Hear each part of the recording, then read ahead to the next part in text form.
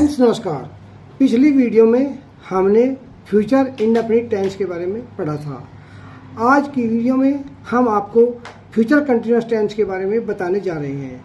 देखिए, पहचान इस काल के हिंदी वाक्यों के अंत में रहा होगा, रहे होंगे, रही होंगी आदि शब्द आते हैं। अफर्मेटिव सेंटेंस साधारण वाक्य। बनाने के नियम सब्जेक्ट प्लस विल बी या shall be according to the subject, यानी कि यदि सब्जेक्ट में आई और वी है तो हम लगाएंगे शैल बी, और अन्य सभी में विल बी का प्रयोग करते हैं। प्लस वर्ब की आईएनजी युक्त फर्स्ट फॉर्म, यानी कि जिस टेंस में भी रहा होगा, रहे होंगे, रहा था, रहे थे, कुछ भी आ जाओ, रहा शब्द आ गया तो उसमें वर्ब की फर्स्ट फॉर्म में आईएनजी प्लस ऑब्जेक्ट। एग्जाम्पल, वह अपना पाठ याद कर रहा होगा। ही सब्जेक्ट क्या है इसमें, ही। इसके बाद क्या है, हेल्पिंग वर्ब। रहा होगे, रहे होगे तो क्या हो गया, फ्यूचर कंटिन्यूअस। रहा रहा तो विल बी, और याद करने की लर्न, इसमें लगाएंगे आईएनजी लर्निंग, और ही के साथ अपने की लगाएंगे हिज लेसन। अच्छा, अब निगेटिव सेंटेंस। देखिए, निगेटिव सेंटेंस में सेम वही पहचान। इस काल के हिंदी वाक्यों के अंत में रहा होगा, रहे होगे, रही होगी और वाक्य के बीच में नई शब्द आता है। अच्छा, बनाने के नियम। देखिए, सेम वही है, केवल नोट नहीं क्या नोट विल बी या शैल बी के बीच में लगाते हैं। शेष सभी नियम साधारण वाक्यों की तरह होते हैं। देखिए, नियम में क्या होता है, subject plus will not be या शैल नोट बी, अर्थात यानी कि सब्जेक्ट में आई और वी है तो शैल नोट बी, अन्यथा विल नोट बी।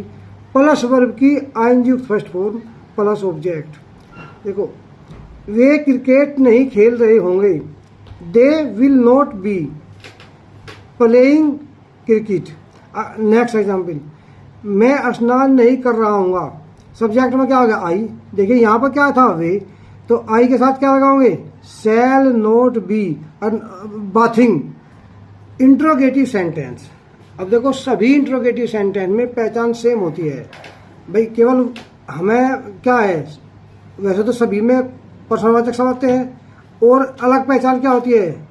जैसे इसके हिंदी वाक्यों के अंत में रहा होगा, रहे होंगे, रही होंगी आदि शब्द आते हैं, तथा वाक्य के शुरू में या बीच में प्रश्नवाचक शब्द जैसे क्या, कब, कहाँ, क्यों, कैसे आदि शब्द आते हैं। अब बनाने के नियम।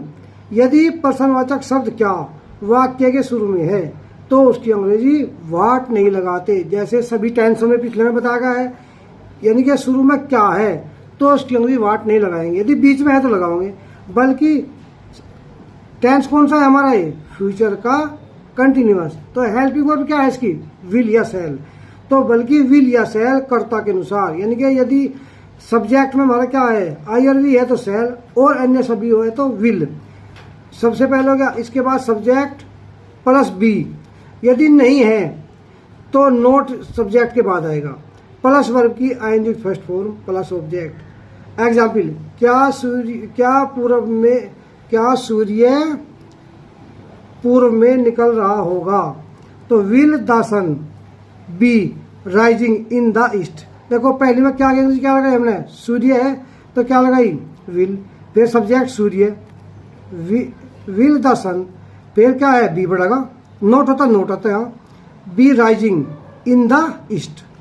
यदि वाक्य में नहीं शब्द है तो नहीं की अंग्रेजी नोट हमेशा सब्जेक्ट के बाद लगाते हैं। जैसे एग्जाम्पल है आपका, क्या वह मंदिर नहीं जा रही होगी। अब क्या शुरू में आ गया, वह, तो आई और वी तो नहीं है तो क्या लगाओगे, विल, फिर सब्जेक्ट सी लड़की है, फिर नोट है तो नोट लगा दिया, इसके बाद बी आगे चले जाएगा। यदि एक से अधिक हेल्पिंग वर्ब है तो सब्जेक्ट के बाद आएगी वर्ब की फर्स्ट फॉर्म गो। रहा रहे है तो ING, going to the temple. अब देखो, यदि प्रश्नवाचक शब्द वाक्य के बीच में है तो सबसे पहले उसकी अंग्रेजी प्लस विल या shall plus subject plus be, not होता तो नोट पहला था, प्लस वर्ब की ING first form plus object. Example है, मोर जंगल में क्यों नाच रहा होगा। देखो पहला क्यों आएगा बीच में, तो वाई लगाओगे। फिर विल या सेल, मोर के हिसाब से क्या लगाएंगे, विल। द पिकॉक, इसके बाद बी, नोट होता नोट आता। Dancing in the forest. दोस्तों आज हमने फ्यूचर कंटिन्यूअस टेंस के बारे में पढ़ा। अगली वीडियो में हम फ्यूचर परफेक्ट टेंस के बारे में पढ़ेंगे। धन्यवाद।